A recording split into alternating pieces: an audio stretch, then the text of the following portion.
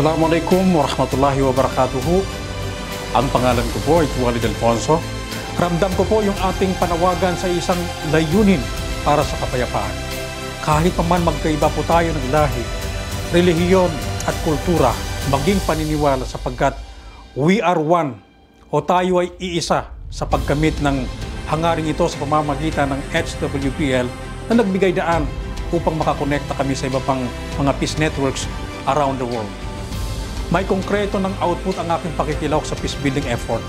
Hindi lamang sa Bangsamoro Autonomous Region in Muslim Mindanao, kundi ito ay maging sa buong Pilipinas at kasama na dyan na narating ng aming boses at mga sinusulat na istorya tungkol sa kapayapaan ang mga bansa sa mundo na naniniwala na mareresolba ang tunggalian sa pamamagitan ng mapayapang pag-uusap.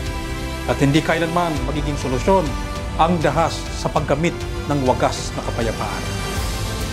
Ako po, kasama ang aking organisasyon, ay ipinapaabot po namin ang pagbati sa HWPL sa paggunita ng ika-10th anniversary ng September 18 HWPL World Peace Summit.